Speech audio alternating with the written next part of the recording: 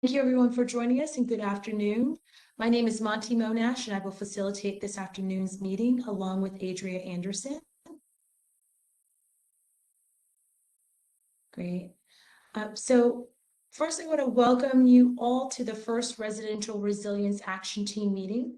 This is where the Flood Task Force members will have an opportunity to discuss and create action plans for flood planning, preparation, infrastructure protection, and response for the District of Columbia. This is our second action team meeting today. Earlier, we met with the governance and coordination action team. So hopefully some of the transitional kinks are all smoothed out, especially since there are a few of you that are overlapping from this morning's call. With that, I want to share a brief recap, and sorry for those that have joined us this morning, but this is more so for the public. I want to share a brief recap on how this flood task force came to be and how the action teams are to contribute to the developing of the final plan.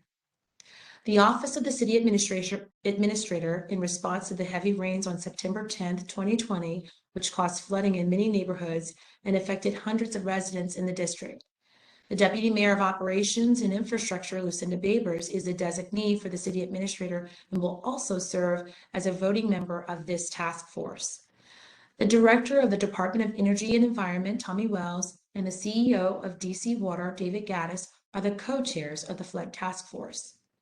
The purpose of the Flood Task Force as a whole is for the district to identify policies and projects that can adequately inform residents about flood readiness while equitably protecting its residents and economy from the damage that floods can cause. A few weeks ago, on November 17th, 2021, the Flood Task Force was kicked off via WebEx, including 13 district agencies and 11 consulting members.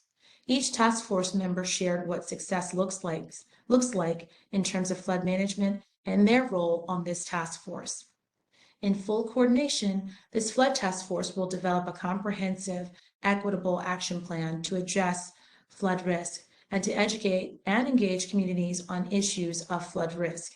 It will also identify equitable ways to reduce the risk of water damage from coastal, internal, and sewer backup floods in the district, as well as ways to reduce the financial impacts of flooding on low and fixed income homeowners. The task force will prioritize the protection of vulnerable populations, maintenance of the district's affordable housing stock, increasing the district's housing supply in a safe and resilient manner, supporting ongoing economic development, and mitigating disparities in real estate access and equity. All meeting proceedings are open to the public. Meeting minutes and recordings will be posted to the Flood Task Force website in accordance to the Open Meetings Act. The schedule for the public listening sessions will be discussed a little later in this presentation. Today's action team meeting is being recorded. Only action team members and presenters will be able to participate in the conversation. The public is muted, and we ask action team members to please mute yourself when not speaking. If you're experiencing any technical difficulties, the point of contact is noted in the chat. To present the action team goals and objectives, I'd like to introduce Salil Kakar from DC Water. Salil. Thank you, Marty. Good afternoon, everybody. And for those of you who were on this morning and returning, thank you again. That's a double thanks to you. So as Marty pointed out, the primary goal here, let me just talk about the task force itself. Different agencies, different entities within DC Water, all have been working independently on issues that relate to flooding one way or the other. What the purpose of this task force is take all these ideas, consolidate them, and develop an action plan that can be moved forward across the district. Now, there's a starting point for this that was included as attachment A for everybody. But that's purely a starting point. It'll also get informed by public participations, and that's going to happen towards the end of January through February. Next slide, please. So I want to talk a little bit about difference between action teams and the task force team. So action team is teams where work gets done. It's typically the meetings, like today's the first kickoff meeting. It's primarily for reporting out of the work that's done. The work will be done behind the scenes, but the report out is in public at the action team meetings. And you're going to see two colors here. One's light blue and the other one's the dark blue. The action team is the dark blue. The only date that's set was today's date. Then towards the end of this meeting, we'll pick the next date for January. The light blue is the larger meeting where decisions are made, and if there's any voting to be done, most likely it'll be done towards the end of the year, but that's where it'll be done. At the action team level, all we're doing is reporting out and coordinating. Thank you. Next one. So the way the task force set up is you've got the full task force, then it's divided into two action teams. The governance and coordination action team had a meeting this morning. This is the residential resilience action team. There's a lot of overlap between the two. There's a lot of people who were in one are also going to contribute to the other. But just to make it manageable, it's broken up into two different action teams. Now, within every action team, there are categories. There's a total of 9 categories of actions. 4 of them are assigned to residential resilience and 5 to governance and coordination. The expectation is coming out of this effort, every category will have at least one action plan. Hopefully more than one, but the goal is to have a minimum of one action plan that's tangible, implementable, has a schedule, budget, and it's going to be beneficial to the residents. Next slide, please. Super. So for example, and again, there's people assigned to each one of the categories, but they're coordinators for the category. They're not necessarily the people doing all the work. This is action category 3, flood-proofing homes, where the DOE is the lead coordinator. So they will coordinate that activity, but contributing to that could be several agencies, depending on the ideas that come out of it and the ideas that are presented to it. Next slide, please. So action team meetings, as I said, we report out ideas and progress. Task force meetings are more formal. That's where decisions get made. And if there's any voting, it'll occur on the task force meetings. Now, there's a lot of work to be done and a lot of communication that needs to occur. And that'll happen outside the action team meetings via email or phone calls. So it's very important for us to all connect, have each other's phone numbers and email addresses. As I said, the goal is to deliver at least one action plan. But probability is we're going to come up with more than one action plan for every category. Next slide. All right. I'm going to jump over to the next slide, please, if you don't mind. Super. This is the one I like. So when we start working out here, for every one of the categories, we want some free thinking. We want to look at all the thoughts in different agencies related to the category that may be latent, may have been discussed, may be a project, may not be a project. We want to collect all of those under the category. Those are the light blue dots. Then there'll be a discussion to see which ones of those can move forward. Probably all of them, but maybe not all at once. We've got to prioritize which ones should go first, which ones go second, which ones go third. That's something the action teams would do, talk between themselves, and then present it to the task force full team. So it's not just one category, one action plan. It's going to be one category, lots of ideas. We're going to capture those, but moving forward to implementation, there may be a subset that gets implemented right now. Thank you. Meetings today. Today's meeting is to understand just in terms of the norming, storming process, we're just getting together right now. Everybody, most of us are connecting with each other for the first or second or third time. We have to learn to work with each other, understand what the task is, and then start talking about potential actions. Beyond this meeting, the discussion needs to continue. We come to the January meeting, we present a set of ideas. For each idea, we need to develop a rough idea what will it take to implement it. There's already a format that was developed to report these out, called the action plan format. So rather than take up time here, we'll make sure it gets emailed to everybody on this call. Next slide, please. Okay. We talked about public outreach listening sessions. There are some initial seed ideas that started the task force. We don't want to move forward by saying this task force is about implementing the seed ideas. The task force is about different things. One is starting with the seed ideas. Second, looking at the ideas that are already existing with the different agencies, adding them to it. And the third and the most important part is going out to the public and listening to their concerns, their pain points, and incorporating them into the different categories so that the end product, the end action plan is well informed with input from the different agencies, the public, as well as the initial seed categories that started this. So the public outreach and listening sessions are going to be very important. They start at the end of January, running through the beginning of March. Next slide, please. I'm going to stop right here. If there's any questions, please unmute yourself. Nick's on the line, Meredith's on the line as well.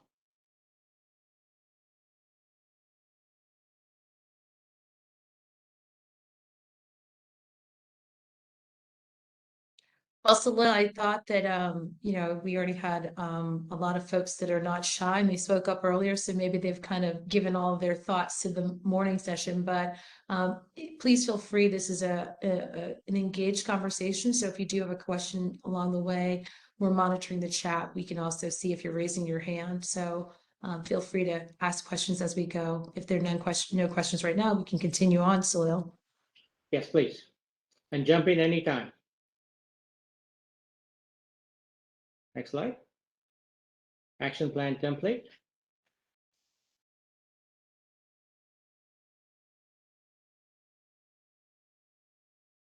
All right, so this this may be hard to read. You want me to project the template? Yeah, you might as well. Sure, if you want to. Yeah, Salil, it's just a little too small, probably. Right. Somebody going to give me control? I think I learned how to do it earlier this morning. You are now the presenter. There you go. So I got the right one this time. You get it? Yep. We don't see it yet, but we'll let you know.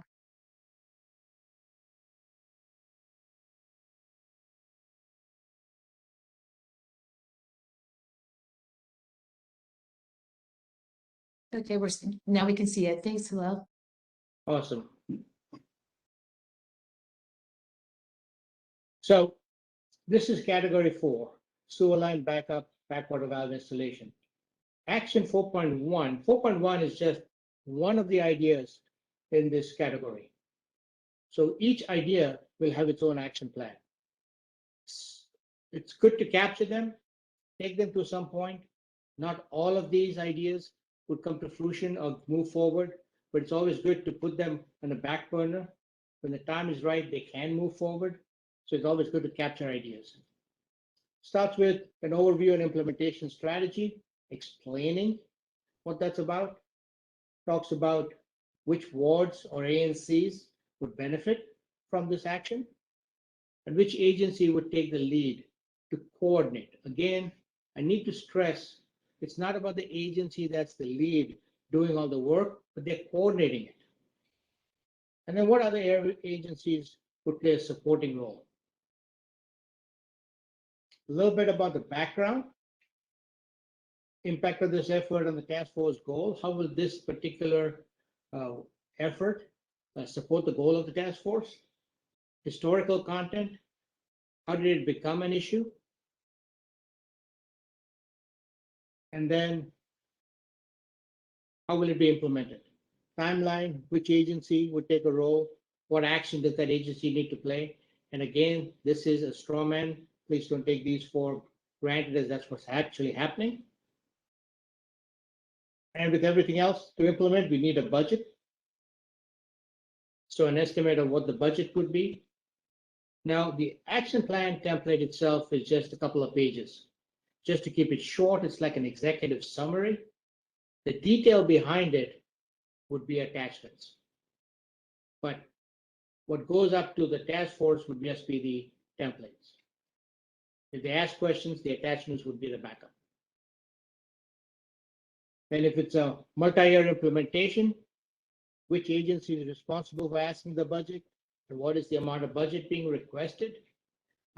This is again a straw man. I don't want DOE to think that it's just placed on them. And last but not least is what for the public input, what was the outreach efforts done, and look at equity, which is a huge issue for us, for everybody in the city. Public comments. What were the public comments that were made that pertain to this action? What additional public outreach and engagement was undertaken? Let's list that out. And then how does this particular action plan, implementing it, affect the most vulnerable in our community? So that covers in brief what's covered in the action plan, and all within a couple of pages. Thank you. I'll put the control back to you. While Adria is taking control over the slide deck again, I just want to open it up for questions. This template is, like Salil said, is just a way for folks to be able to channel their thoughts. Since there's a lot of folks participating in this flood task force, we want to have just a unified or a cohesive document to dump all the information into, so that it can be read very clearly throughout, start to finish. So if there are any questions for that, the template, and if there's anything that may have been overlooked, please share now. All right, silence. Great. So we can go ahead on to the action team overview and discussion. Super.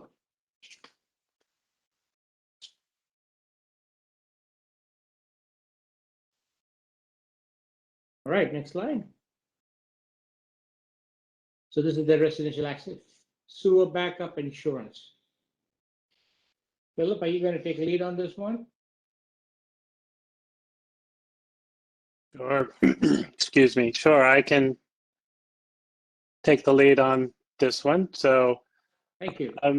So this is the first of the residential resilience action teams, and there have been a few. I don't know. Salil, do I need to identify who the members of this action team are? Is that? I know. I don't think that's necessary. Everybody has that spreadsheet. Okay. Okay. I do think, just jumping in real quick, Philip. Sorry. Yes, Yes, Nicholas. Nicholas. Just to set the scene is we want to spend basically the rest of the session. We're going to go through the 4 action categories for this group and talk about the ideas, talk about if there's new ideas. I think about 15 minutes, maybe a little bit more for each session, just so everybody kind of gets a sense. But we're really, Philip will kind of, for this category, we'll lead the discussion, but really we're hoping that folks will chime in via chat or on the phone. All right, back to you, Philip. Hey, one other item. In the morning meeting, we found it helpful to actually put up the detailed descriptions of these actions. Do you all want to have that up on the screen? We can pull that up now. Thanks, Meredith. Okay. Is someone else going to do that, or?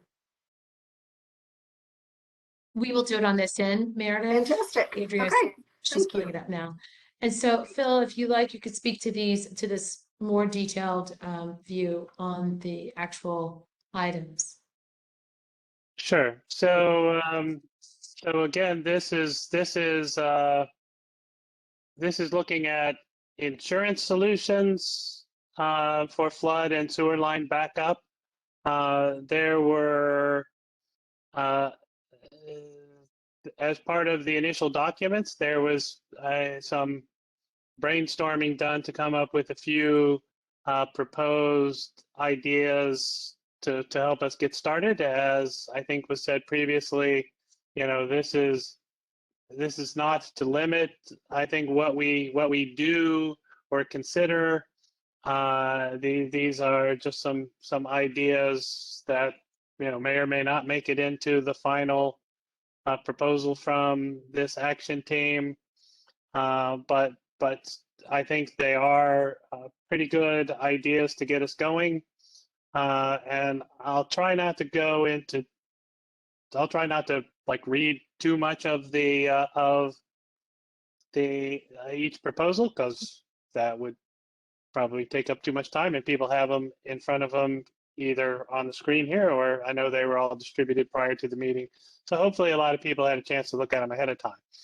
But there are six suggestions that were part of the initial brainstorming.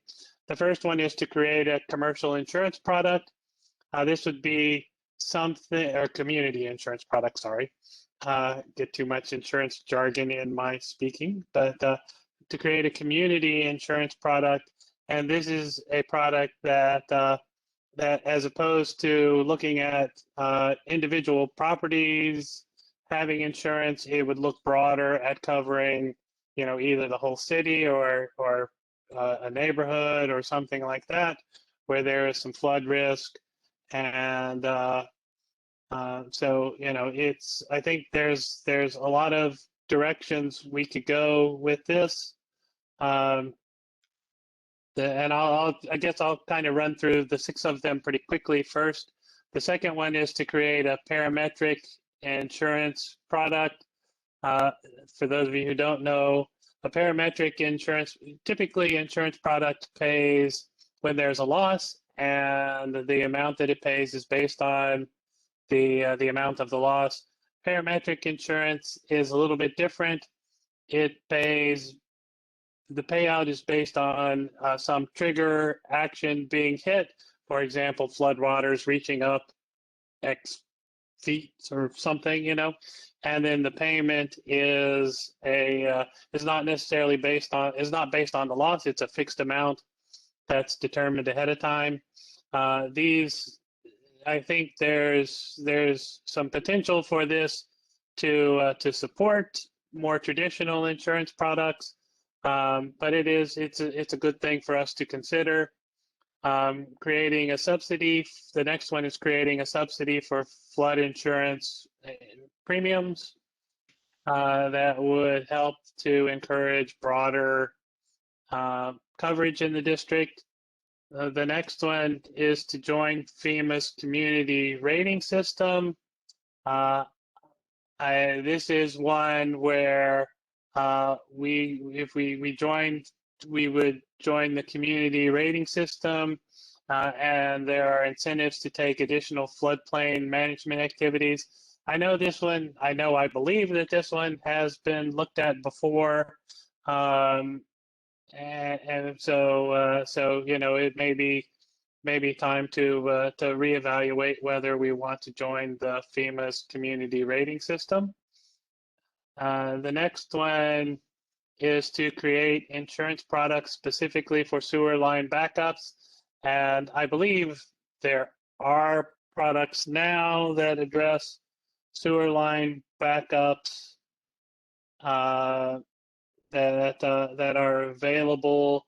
So that's different from flood coverage, but we can get some more information on that. I know I've got some people on my staff who can provide more information about what's currently available.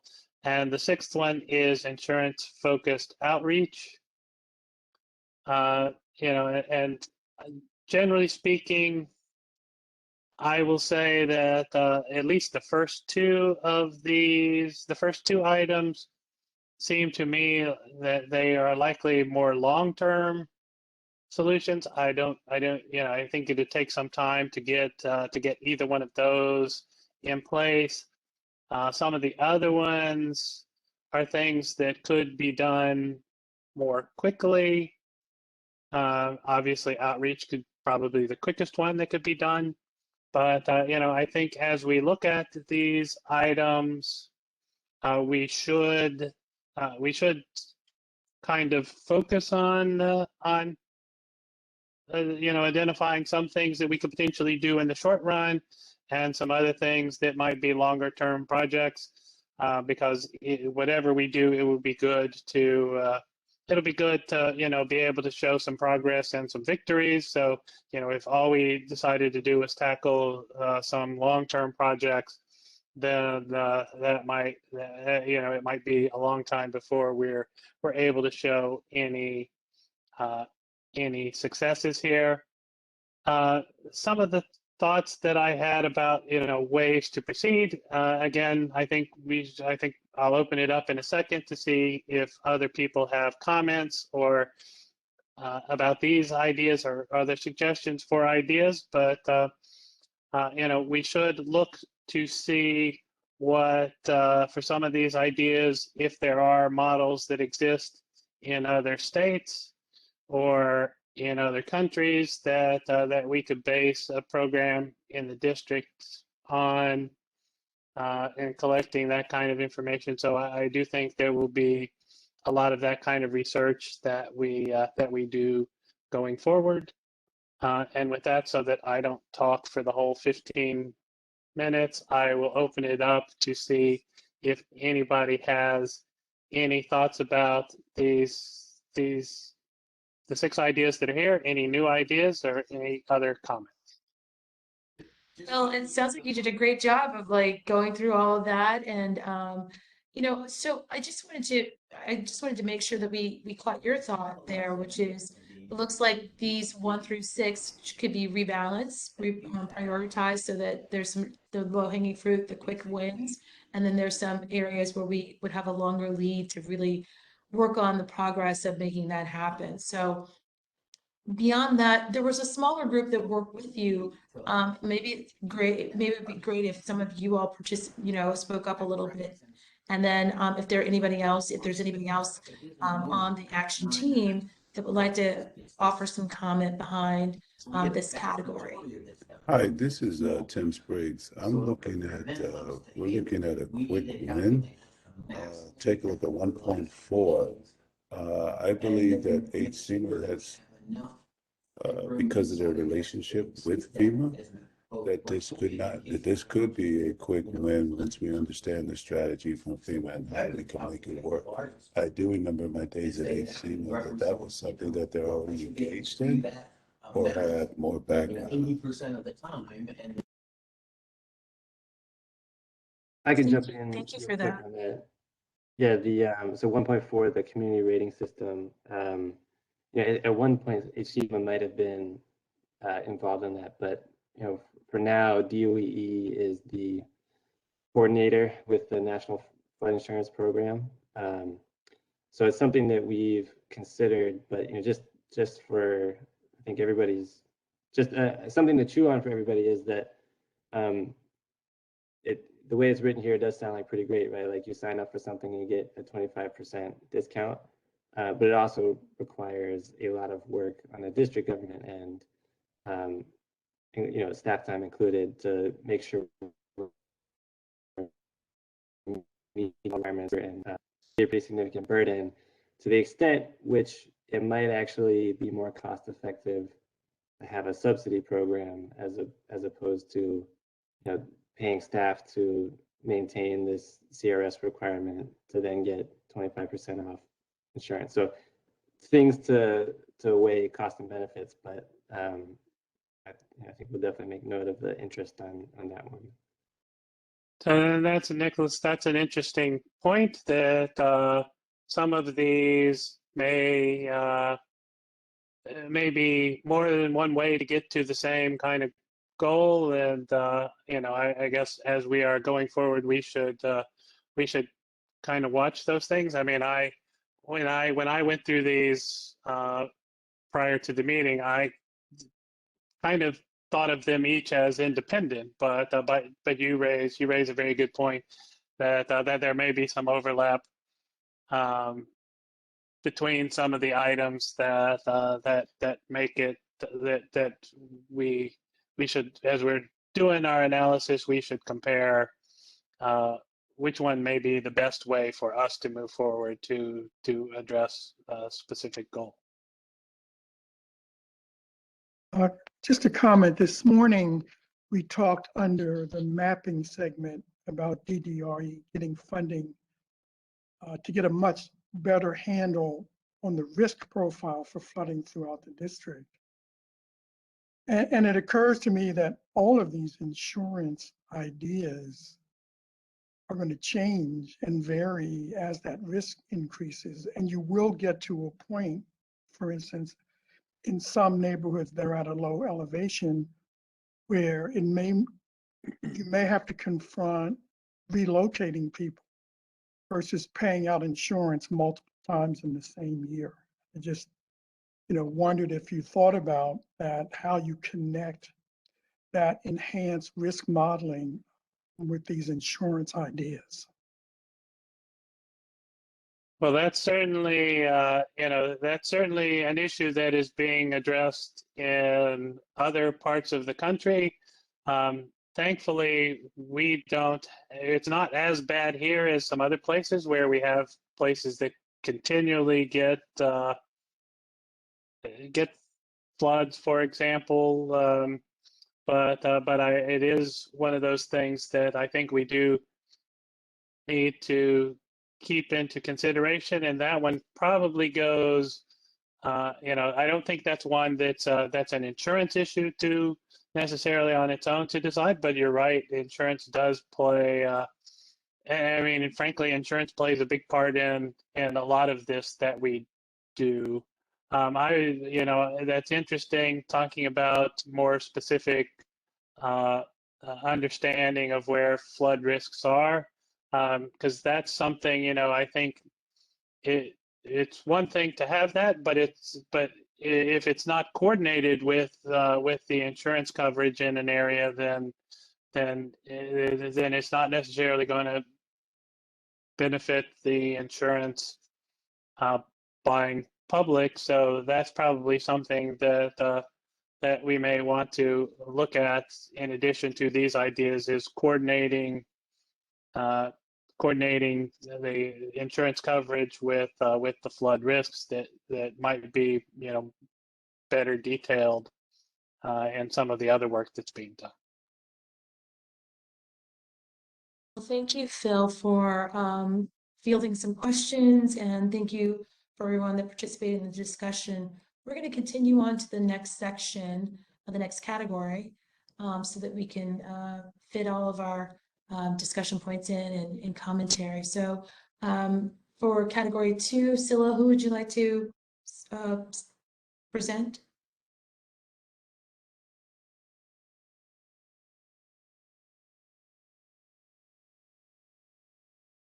So this is our category, HEMA? Yeah, it's HTML. Okay. Great, thanks. Sorry, I feel like Scylla, I think you might be on mute, maybe. I am on mute. I was trying to jump in on the insurance discussion. I was wondering what happened. Thank you. You figured I'd learn after 2 years. It happens to us all once a day. Yeah, so HCMA, we're happy to coordinate category 2, which is repairing flood damage in low-income homes and neighborhoods. But we would definitely be leaning on our partners on this call, DOEE, DC Water, DHCD, and others. Something to give some background information. Last year, we were working on mapping all the housing opportunities and resources available to residents. This was in efforts to enhance and build out our ready.dc.gov website. but then also for the post-emergency canvassing efforts that our agency does post-disaster. And we realize there are existing programs that look at repairing low-income homes, not per se towards regarding flood damage, but they are programs out there. For instance, the single-family residential flood program. Roof program with um, uh, DHCD, as well as the historic homeowner grant that Office of Planning has. And I know that DC Water does back valves, which I think is in an earlier category. So I really was hoping to hear more about what other ideas are out there, what the chairs had for this particular category, as far as how our agency could potentially support, as well as that, every year FEMA has a competitive hazard mitigation funding source. And as an option to residents, they could work with us, and we can provide technical assistance with submitting a grant through their flood mitigation assistance, looking at some potential improvements to homes. But this is they have limited project types, especially for the district's landscape.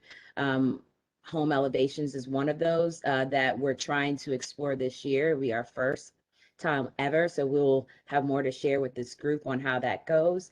But then also, we just learned in new development that this funding that I share, flood mitigation assistance, is really tied to those participating in the National Flood Insurance Program.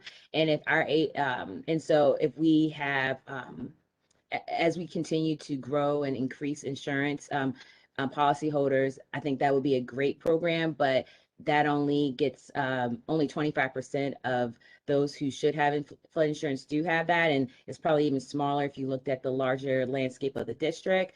But we learned in the last week, FEMA is looking to open up a new program that is really related to assisting residents with mitigating flood risk, and potentially could be a support to this category. I don't have more information than what I just shared with you today, but I think through working out the workbook with this category, we'll have more to share about potential financial assistance. But I would love to hear if anyone else has any ideas, as well as any existing programs outside of the ones I shared. And then also hearing from the chairs, Salil and Nick, on what you envision in understanding what our outcome, which is potentially creating a program to repair homes that are experience flood damage. So I'll stop there and open it up for anyone else to add anything to that. Let me say, you brought up an excellent point, which is there are funds out there, federal funds that may come to the city that we need to be able to be aware of and make available for this category. Is anybody here from DHCD on this call?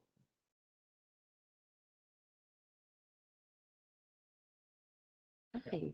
We need to reach out to them. Oh, Richard's on the call. I think you just stated that.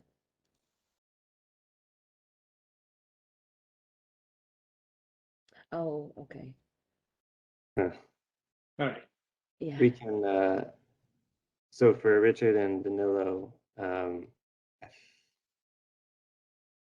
Is it star Sending- 6 to unmute? Is that what it no, I is? think it's a problem I've with got the ability to do so. This is Daniil Pelletier from DHCD. And I think what I can say at this point is that this is definitely something we're interested in looking at. The funds are available. Now, again, currently we use those funds for a variety of needs. There's no funds that go unspent in a year. And that's for home ownership and for counseling and for a variety of things that may even be helpful in this situation.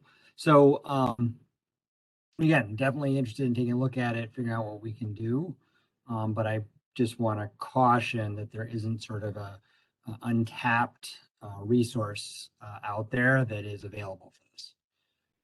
Yeah, and just to jump in, I hope the idea is not, hey, who has a funding source out there that the flood task force can steal? That's not what we're trying to do.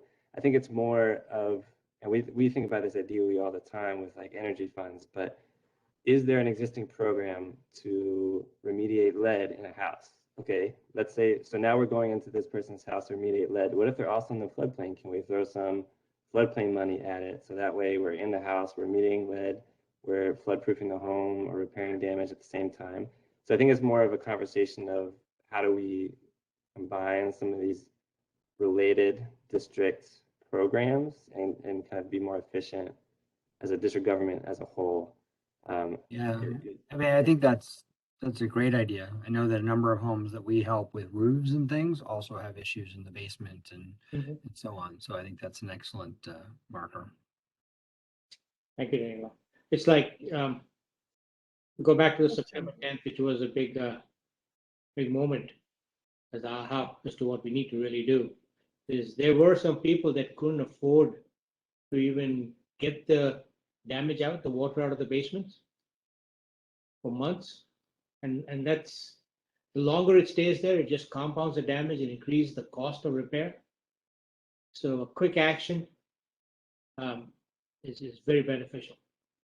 So both of these, insurance as well as this repairing flood damage in low-income homes and neighborhoods, have the potential of having immediate and definitive impact.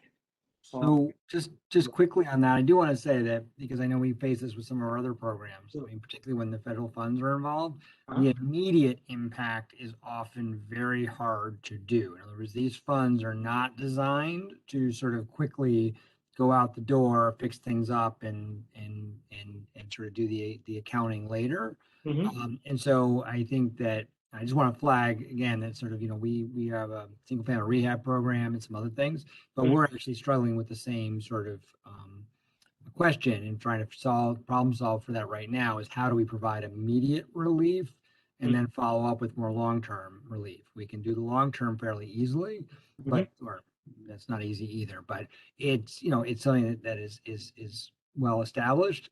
But the immediate relief or emergency repairs, how you do that in a government context is something that, at least from DHCD, we don't have a mechanism right now to do that. Fantastic. Is flood damage repair intended to cover mold remediation? I think the idea is it would be before, if you have a flood event, you're in there in the next 3 days before the mold comes in. But I think there's probably a lot of the cases where when you're remediating flood damage, you're also remediating from mold. So my limited experience here, sir, is if you get the water out and dry the area out quickly, the probability of mold is very low. It's not zero, but it's low. But the longer the water stays there, or if you get the water out but you don't come in and dry the area, that's where the mold starts. So it's a couple of $1,000 quick action can save tens and hundreds of thousands of dollars in long-term action. But there's folks that can't even afford this couple of $1,000. So it might, just kind of hearing the conversation, it might be good to focus this category on the quick relief. I'm just putting it out there for discussion, but yeah, I think that seems to be the missing piece right now. It looks like Jane from is trying to speak. I think you have to unmute. Is it star 6 or 9? Sometimes the problem is if you logged in as a regular guest as opposed to a panelist, we just need to. So, but to play off of Nick, is there a action, and I don't know if we're at time or category regarding that quick relief? Because I know that when you all were thinking through the flood insurance and the subsidy, it was something where I thought the parametric where it kicks in and it allows you to, if someone is experiencing flooding and it had damages, they were able to utilize this funding stream. And I think that's what Jane was probably wanting to kind of speak through regarding that idea that you all were exploring last year, if that rings a bell. Jane's a panelist now. She should be able to. Okay.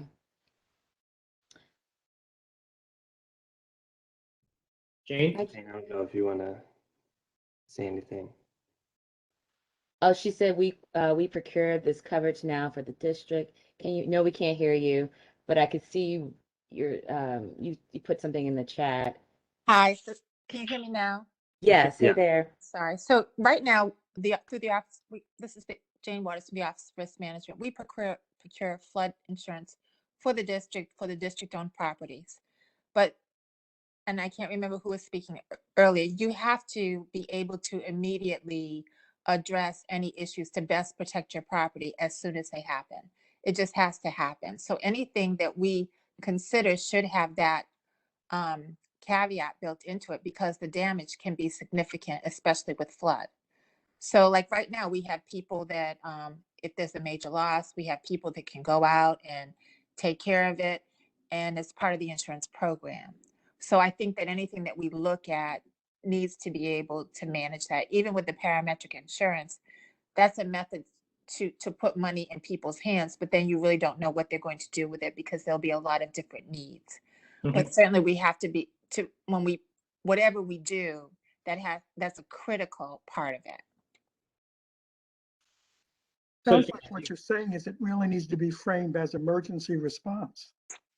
Well, if that's all part of depending on how we manage the emergency piece, that would need to be built into the program, yes. Because you not only want the emergency response, but if you just put money into people's hands, you can't control what's done with the money, right? So you need to make sure that certain things get done. And so that's typically a part of any major insurance program that you would consider. And so for something like this, we'd be manuscripting it, I would think, and we would just make sure that that's a part of it. So Jane, your team does it primarily only for district-owned properties? I'm sorry? Your team does it for district-owned properties? We're responsible for procuring insurance on behalf of the district, regardless of the coverage. Okay. And so one of the coverages that we procure is property insurance coverage for the district-owned properties, yes. And part of that is flood coverage. But of course, we could, we have things like that happen with water all the time in the district. There's leaks, there's different things, and the immediate repair, mediation, whatever, it has to happen right away. And you have to have people on call to do it, because in the event of a major catastrophe, everybody's going to be after the same thing. So you want to make sure that you have people that are on standby so that you can take advantage of everything that you need right away. Fans, you can need generators, you can need any number of things, but that it's just key that you have contracts in place before any type of loss occurs. And that's all part of it. So any insurance carrier is going to want that because it lessens the amount of the loss, correct? So it's all part of the package that we should consider when putting all this together. Thank you for that. I think I'm at my time, but this was very helpful. Just a recap, quick relief, and Nick and Salil, I guess we can reframe this category a little bit, but I think the way that Jane had expressed some of the packaging, it could complement some of the PICO work, which is, like I stated, the post-emergency canvassing that our agency does right after an event within 24 hours. So that is something that potentially, if that is how we want to refocus this category, it definitely gave me a lot to think about, and making sure that we lay that out in this particular work plan. Yeah, and Vermecia, it may, there is a lot of overlap, I think, with the community insurance and parametric, like depending on what the goals of those, maybe those are the answer to funding flood damage. So I think we'll just have to, I think for sure we want to make sure one action that comes out of this is to find that gap in the Mhm. emergency need of funding, but maybe there is kind of like a longer term conversation. Yeah, could it be actions 1.7 to category 1, or I don't Yeah, that, potentially. Yeah, I mean, I would say let's not get too yes, no worried problem. about the categories. I think it's more about this, if there are gaps in the flood risk mitigation in DC, let's have an action plan to address it, and then we'll figure out the categories later. Okay. Well, thank you for your time, everyone. Great discussion. Thank you, Ramesia. Thank you, Vermecia. Thank you. We both said thank you, and I was going to say the great thing about this is that you, as action team members, you all are aware of a process like this. So this makes it go into a place where we can really be kind of further along than we had hoped to be at this point, which is great. That the conversation is pretty deep into even repositioning the priorities. Also, Vermecia, you had mentioned a funding program that is not fully detailed yet, so I just want to make sure that there's a note for you to share that with the group when you get more detail on it as well, and it'll be captured in the minutes. So thank you. I also see a space or a place, and I'm facilitating. I'm not a participant, but I would like to just offer that you all might want to consider putting some kind of icons to these categories to prioritize based on cost. The benefit of to DC, and maybe there might be a space here, because there will be, it sounds like, some job training opportunities as well as contract opportunities for local CBE firms to compete for something like this, which all plays into the equity piece as well. So just a consideration. We can talk about that offline, DC Water and DOEE, and maybe we could help with visually defining those things as well. So we Monty, have yes. you've read my mind, because after the September 10th storm, when we undertook the effort to provide emergency cleanup, the pool of companies that would do that is not a whole lot. So It's that very small. And so we're going to have to use, our DCIA, the Infrastructure Academy, or other, partnerships within DOES to do that. And I think that this really does give this flood task force a lot of touch, a lot of reach on a full cycle, which is, homeowners or residents, also business community, and also job training for youth or people that are changing career paths. So it's showing a full cycle of what can be done in this unfortunate situation to come. So thank you again, Vermecia. So we're going to move on to category 3. And Salil, who would you like to present on this one? Nick? Yeah. Nick. Before I get into category 3, just to pick up on Monty, your idea about icons and labeling this, we actually do want to get there. So I think one of the slides earlier showed that today we're really just trying to put some ideas out there, but at our next meeting in January, which is before the next task force meeting, we want to come up with a list of ideas, but also for each idea, what is the level of effort for the district government? What is the cost implication? And we're just talking, small, medium, large, like, 3 kind of categories. We're not trying to put exact numbers on them. And then, also like impact to the community. I'm glad you brought that up, because we should be kind of like thinking like that's how we're going to eventually bring this up to the full task force. At that January meeting, it's gonna be like, hey, here's this list, here's these general, here's time frames for these, here's there's gonna be a really expensive or like not as expensive. I think that's where we want to get as to help the task force have like a discussion at least in January. So Nick, I want your category to have the opportunity to have a discussion. So we will talk about this offline.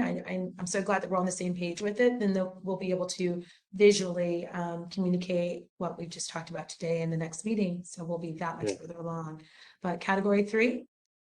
Yes. So category 3, so we're calling it floodproofing of individual homes and facilities. The distinction here is the category that Vermecia talked about is the flood has happened, your home is damaged. How do we fix it? This category is before it floods, we know you're at flood, we know you have flood risk.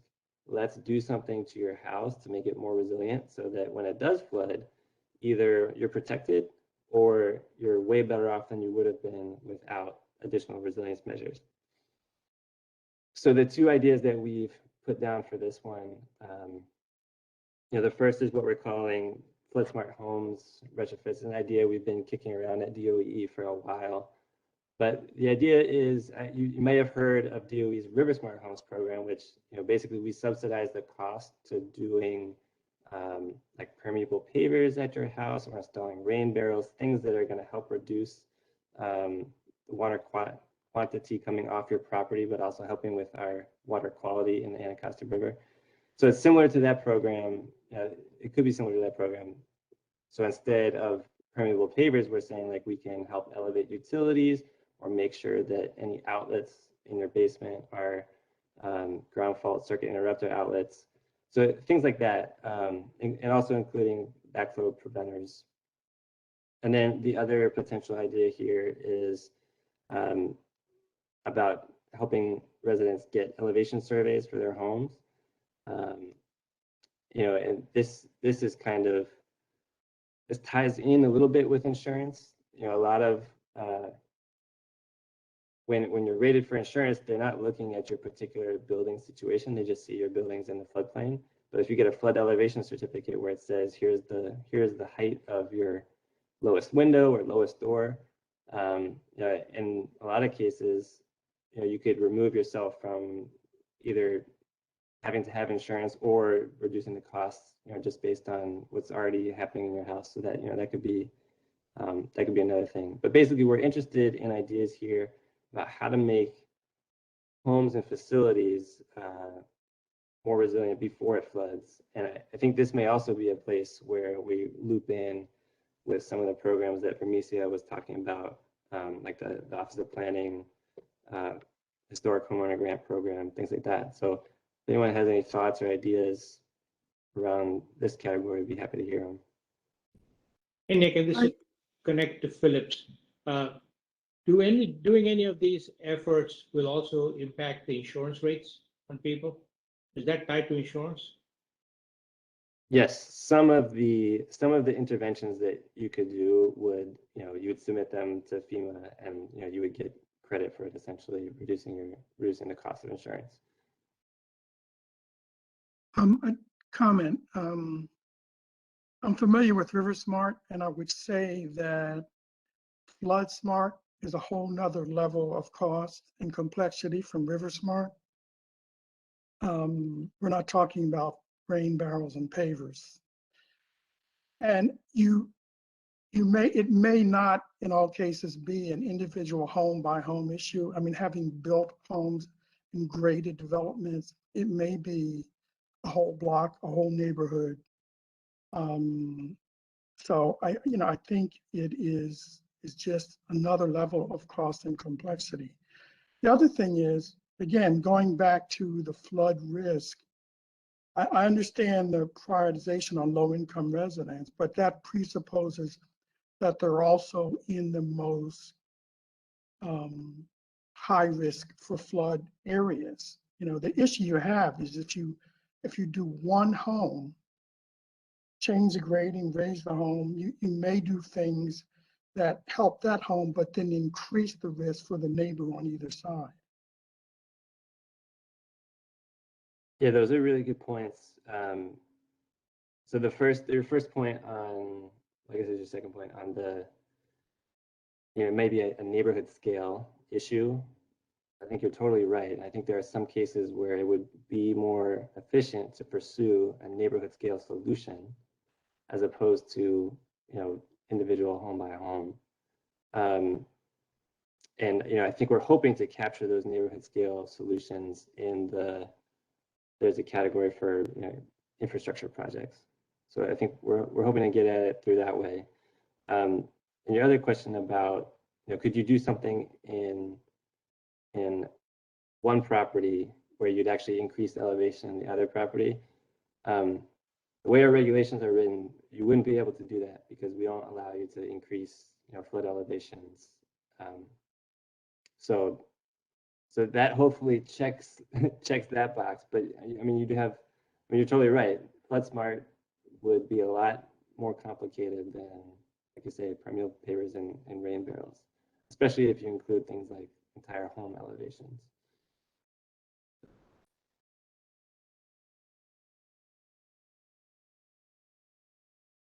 Great. I think, well, I will say, attest a little bit here. I'm doing some River Smart stuff in my home, so it really is easy to do. If there's anybody in the public that's listening, it's very easy to do. In fact, we just planted about 5 trees, so, and then we're going to do the rain garden. So it's a great program. It's already in place. It's not something that we have to develop for the district. So great job there for DOE, and we just need to move it forward. So Lil, I was just gonna, to tie things together, I know DC Water is doing the lead-free DC program, and that will encompass the entire city. So maybe in the thinking moving forward, is there something where this kind of ties in where as the DC Water goes door to door, are you also, also coordinating with DOEE to do something like a flood smart homes for particular neighborhoods that are designated, not for the whole city, but there might be neighborhoods that are deemed in that floodplain area that could benefit from going in when you all go in for the lead-free DC program, as a suggestion. Yeah, it's a good suggestion, Monty. This point of having a task force and a discussion like this is to take different programs and tie them together. So thank you. Great. So Nick, did you have any more? Or how about folks that are on this particular category with Nick? Anybody else want to offer something? And Sal, thank you so much for what your participation. That's a great idea, great comment. It does look like at least all these categories are interrelated. So it'd be a good idea to work with them as a connected. If this is connected to insurance, it's also connected to the next category that's coming up. So again, I think that that's the same thing that we can add some kind of color coded for categories that could show that there's some overlapping between categories, but they need to be their own point. Otherwise, they will lose the definition, lose the priority. Absolutely. So we'll have to play with something that's very visual, but it needs to be simple at the same time, which is good luck, DC Water and DOE. One more thing to do. But yeah, as we get into this, it starts to seem like there is a lot of overlap, and there's some creativity here too as well. Does anybody else have anything else to offer in this category?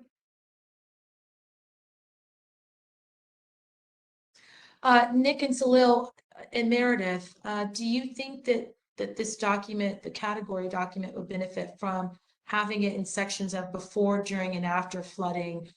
Hearing the comments from some of our other agency partners that have been on the line, and from the call earlier this morning, do you think it would, if we just had some broader headings of, actions before, during, and after a flood event?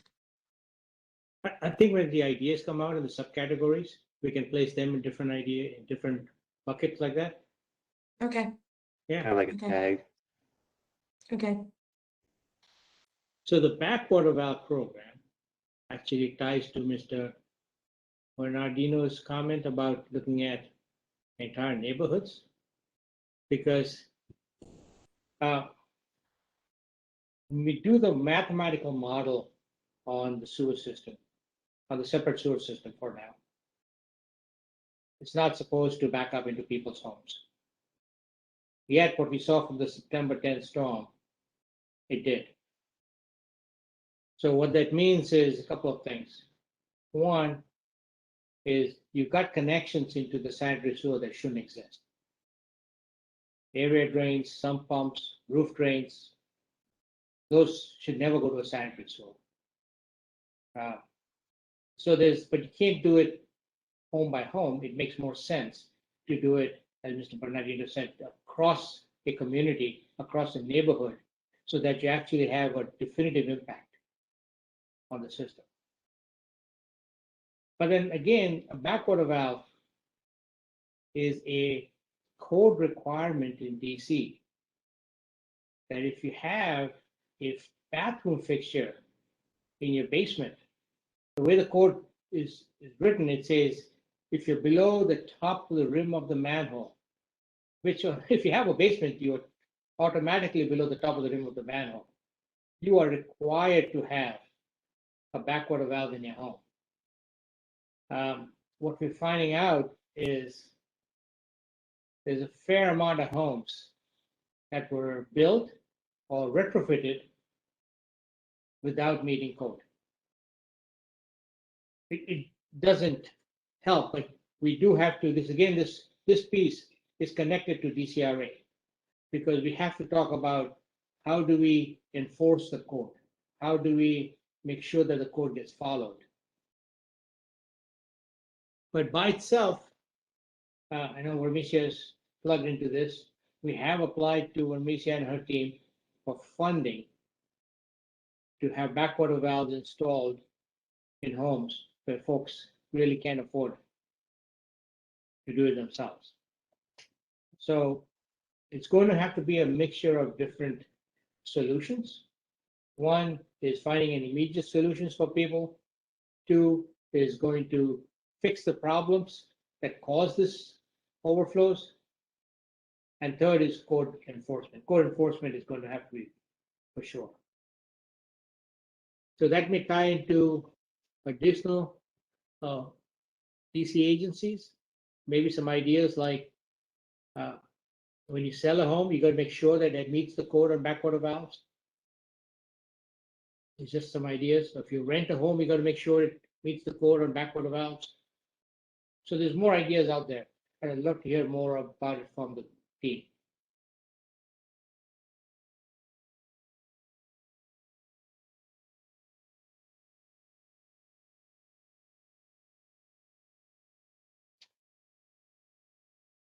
So did I cover it all? So I'm going to say, okay, go ahead, please. No. Salil, as far as the program that you all are doing with DC Water, looking at lead, some of the outreach that's being done, could we follow a similar model? Because right now, I don't know if residents know that they need a back valve. When I have worked with various residents in Ward 6, they were unaware, but they had heard through the grapevine that potentially they would be a resident that needed to look into this. And it's just, sometimes they just don't know. But that handy outreach, the mapping that DC Water has done, where you can look on this website to see if you are a candidate, that would be helpful to help with outreach. And so that's one of the steps. I'd like you to just- add, I'd like to add on to that, is that because there's a lot going on when it comes to what the building code and to some effect the plumbing code and other associated titles would allow someone to do. It's kind of one of the things where we're caught in our own regulatory loop, where an individual wishes to modify their home, but they don't wish to touch the plumbing, or they don't wish to modify the underground systems, or they want to replace, the fixture, but not the plumbing itself. Well, you're only subject to the regulatory authority when you modify certain parts of an existing building.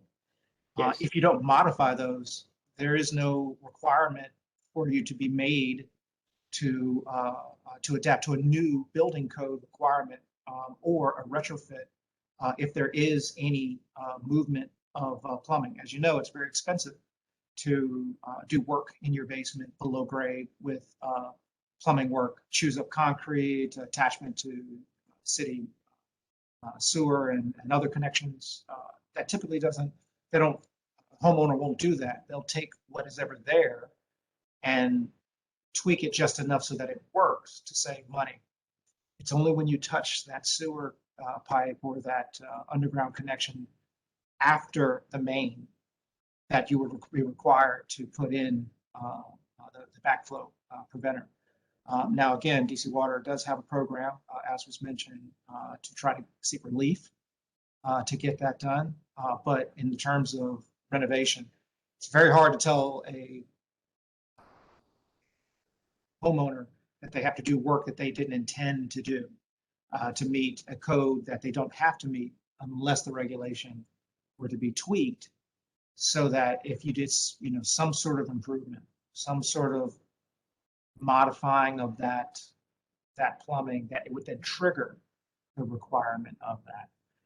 So we're kind of caught in a little loop there to require people to do what you're asking. Again, the code is the minimum requirement. It's not betterment of that space. But that's an excellent point, Chris, and thank you for making it.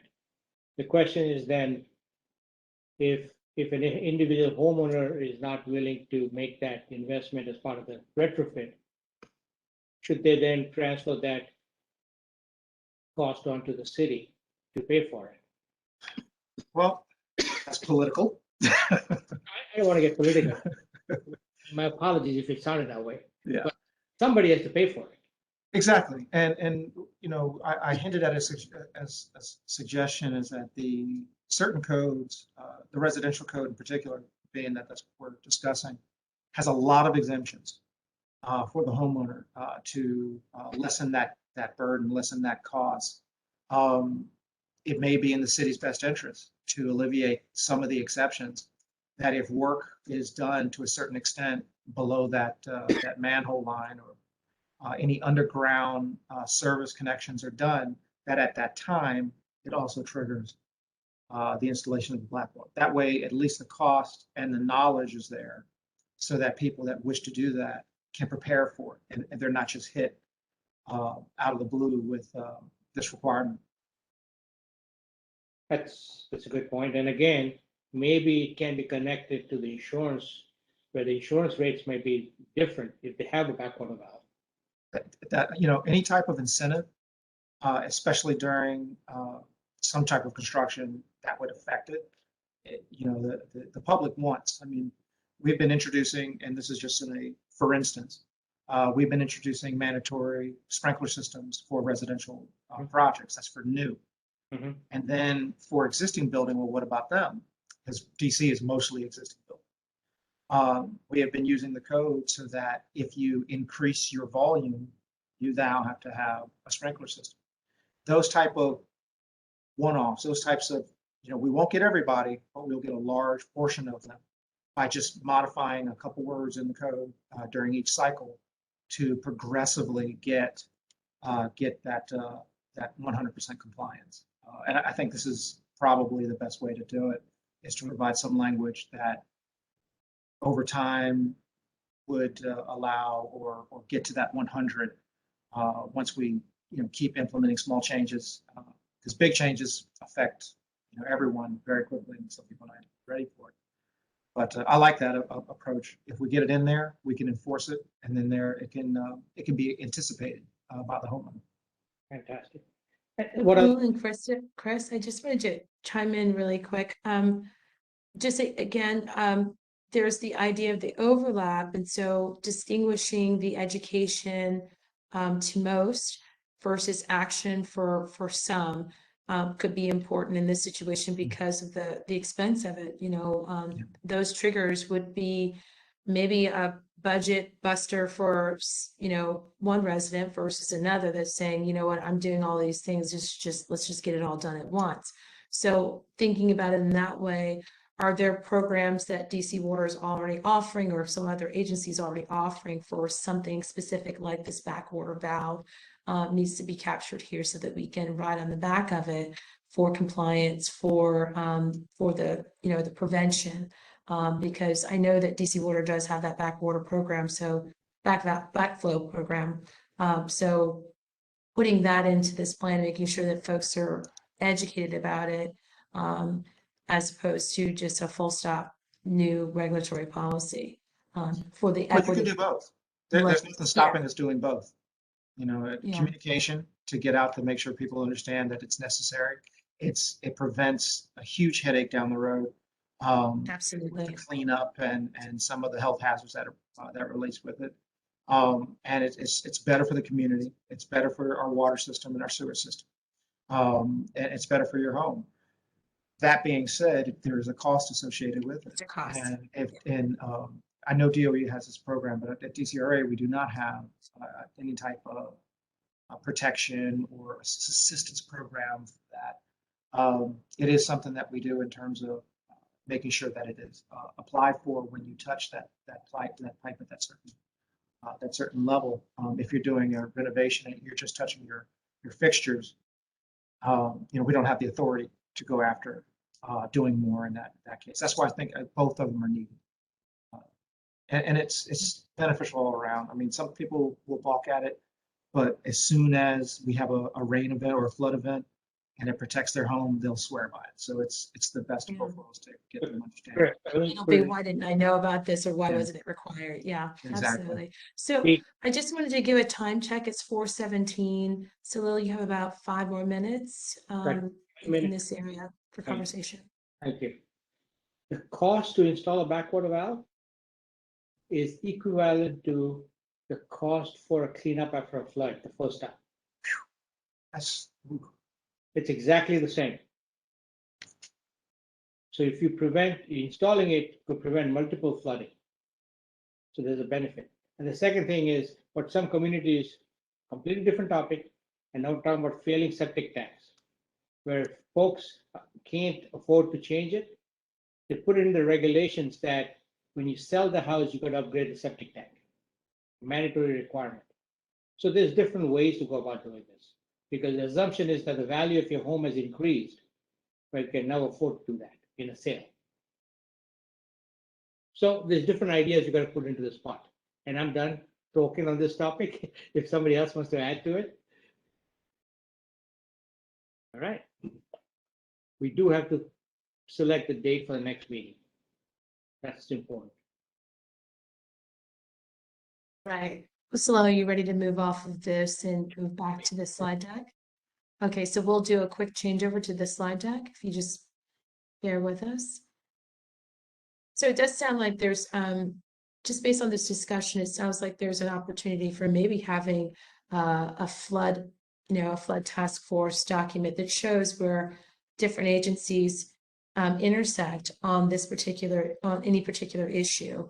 And maybe that could be something that every one of you agency task force members can have at your disposal for the education and outreach. So if someone comes in for, said permit, they can also get this flood task force, document that kind of educates them on all the things that they can, interact with. Same thing with DISB, same thing with HDEMA, as to the extent that the public interacts with those agencies. But maybe that might be something that comes out of this as well. Okay, so Lil, is this where you want to be? Yes, we're at the closeout. There we are. Go to the scheduling for the next meeting, if you don't mind. Fantastic. So we talked about, so the governance committee has already picked a date in January. I think it was 13th. It was the 14th, Friday. January Friday 14th, morning, Friday. 14th. So I'm going to propose, and just as a love to get input from this team, is Monday the 10th in the morning. Any comments, any problems, any Yes, conflicts? speak now either on the phone or on the chat if that's really not going to work for you. And the other thing to note is our intention is we would schedule Monday morning, January the 10th, and we would keep that Monday morning, the second Monday of every month, just as kind of like a recurring schedule. So we'll do this one group decision making on the next team meeting, but then it'll just be automatic. So unfortunately, I have a high priorities meeting that would start at 10:30. Don't know if I can move that, but I could do any other day or any other time. Chris, would 8 to 10 work for you, or is that too early? Oh, No. that's probably too early, considering that Metro is still what it is. But I'll say for Monday mornings is not always going to be a good time for me because we have a meeting with the commissioner like every other Monday morning at 10 o'clock, I believe. And so if we were scheduling this monthly, some of those would run into my meeting with the commissioner. How does, Right. There's also a note in the chat from Danilo that the 10th is not possible, or Mondays would be possible because the mornings are difficult on Mondays. okay, I So understand. let's move to a different time slot on Monday or How a about different day. afternoons? Afternoon's fine for me. 2 to 3:30? Philip? Is this Monday or Tuesday you're talking about? Tuesday. Monday. After 3 for me. Right, so that was Stowe? I thought we were on Tuesday, which, good question. Hey, I think it's highly possible, not everybody's getting a chance to voice their preference here. I know that the whole doodle poll thing is not desirable for some, but we may have to do that just to give everybody a chance to give their input.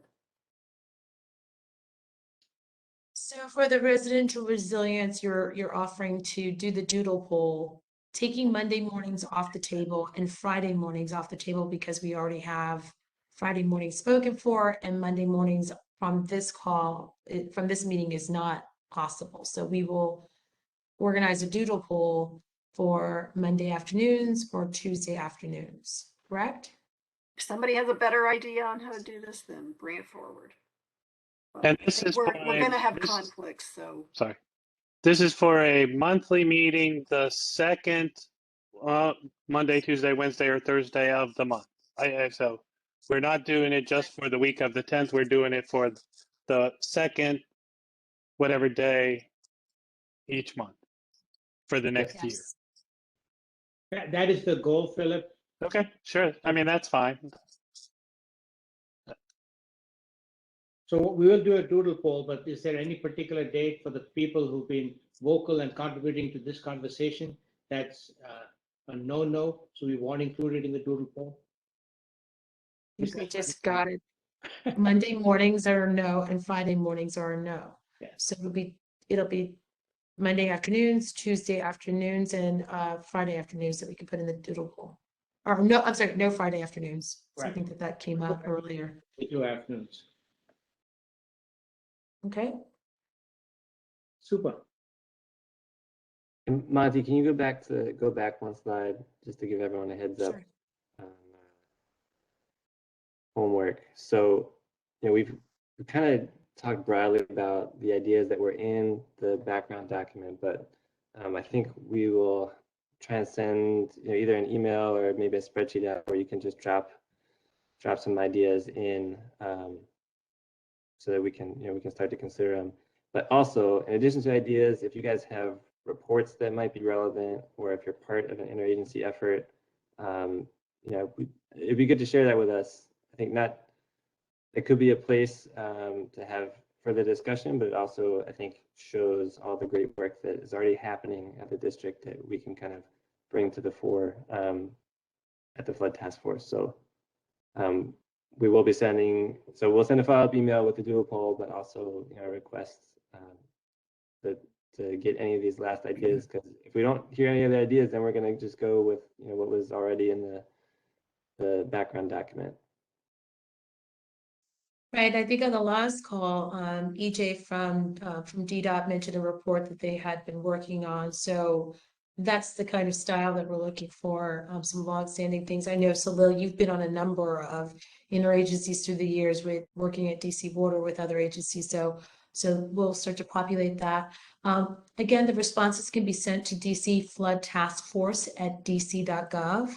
That's the website where we're collecting that information. It makes it a lot easier. And someone from DOEE and DC Water are monitoring that site for that homework submission. So.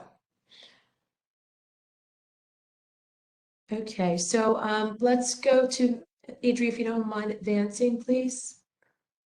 So we'll send out a doodle poll. The next task force meeting is on January 19th, 2022 from 2 to 4 p.m. That is certain. A meeting notification will be sent out. That will be not just the action team, but everyone, the full task force.